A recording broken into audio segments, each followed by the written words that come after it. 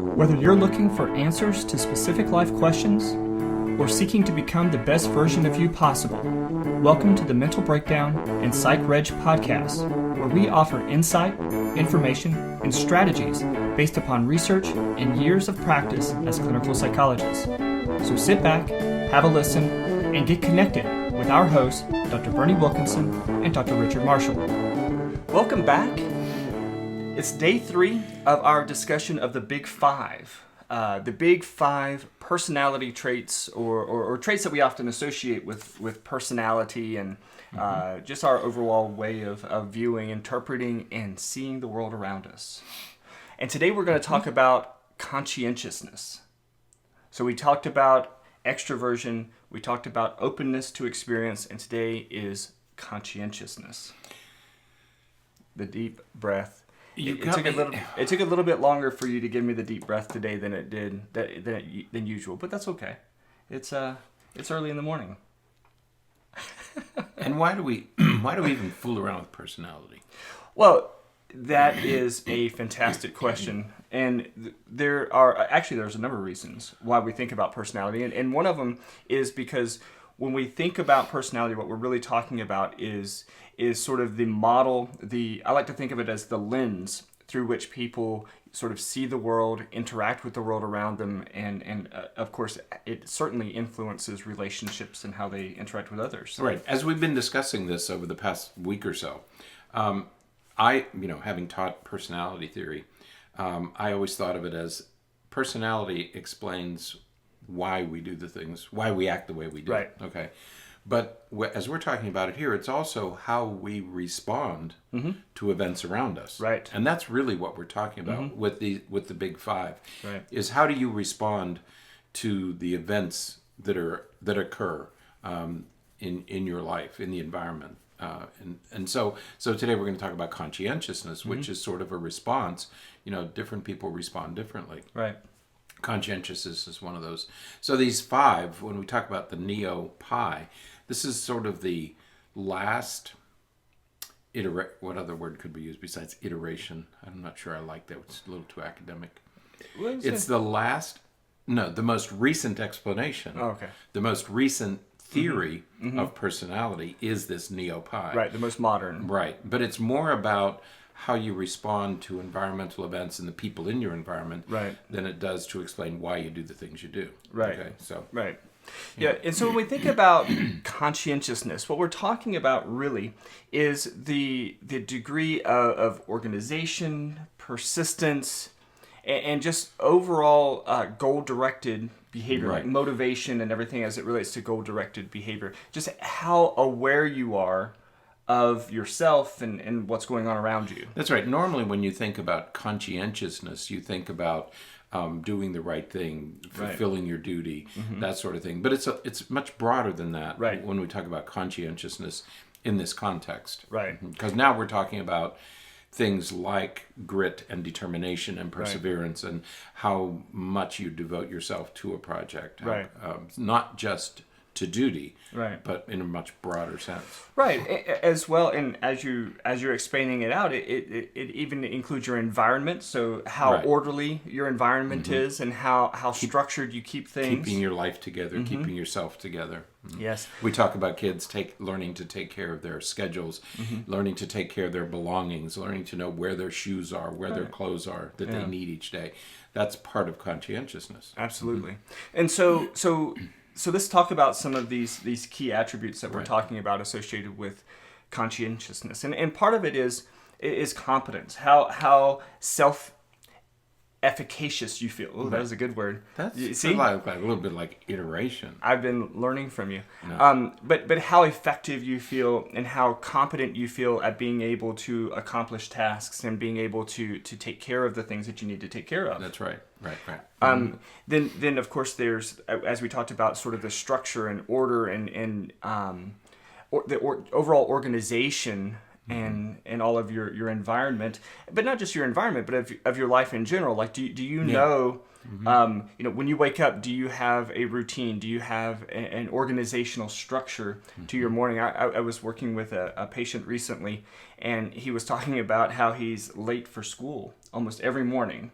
Yeah. And so I said, well, tell me about your morning routine. And he gets up in plenty of time.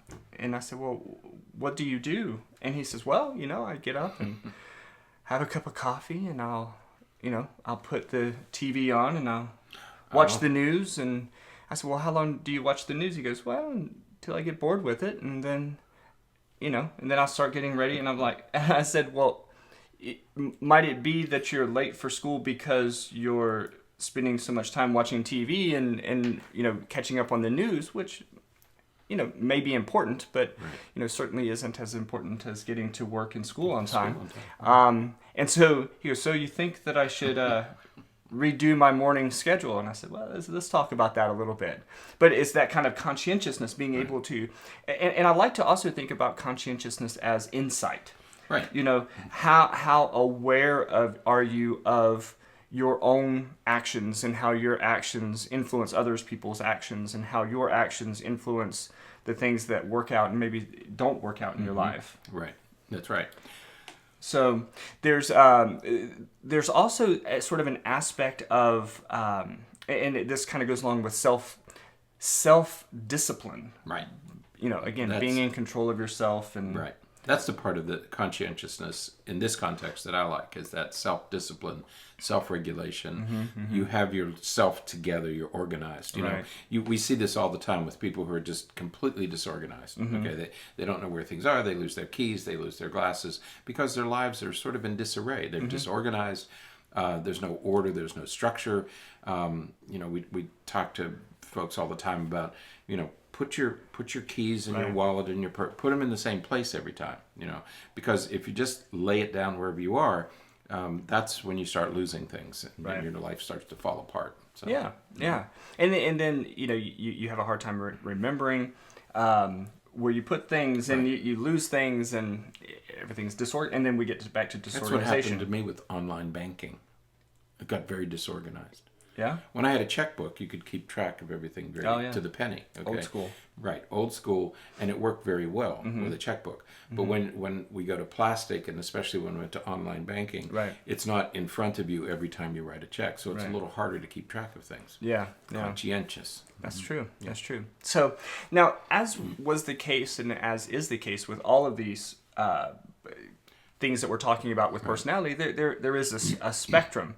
And again, one end of the spectrum is not necessarily any better than the other end of the spectrum. It's just the way in which you function in the world around you. And so, certainly we have those people who are very conscientious, and so they're very ordered, they're very structured, they're very aware and cognizant of what they're doing, and how things around them are working, and taking care of things that aren't working, and fixing those things. And then you have the other end for people who are a little bit more spontaneous. I was going to say fly by the seat of your pants types of people who are spontaneous, serendipitous, sort of. Yeah. Let things fall where they may, and it's going to be okay. And so certainly a benefit of the less conscientious is you have that spontaneity. You have that flexibility, that adaptability, perhaps, in being able to adjust and switch. Certainly this, as is always the case, this can lead to some pathology. So it can lead to sort of anxiety, and it can lead to low self-esteem, and it can lead to some depressive-like symptoms. That's right. Well, not that it leads to depressive symptoms. People who are depressed oftentimes have symptoms of really low and poor conscientiousness. Right.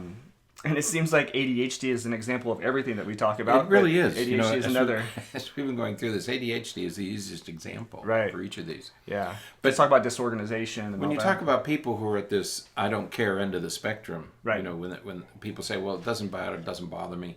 If it really doesn't, that's okay. Right. The problem is if you're disorganized and you're bothered by it, then you may want to. Then there's some dissonance in your life, and you may want to reconcile those two things and sort of get your life in order. We were talking about a case last night in class, and one of the students is working with this young boy. He's a high school student, and he doesn't do his homework. Doesn't do his homework, doesn't go to class, walks out of class whenever he feels like it. But he's really bothered that he's not getting good grades. Right. Make your choice. Either you're going to be serendipitous and you're going to walk in and out of class when you want, not do your homework.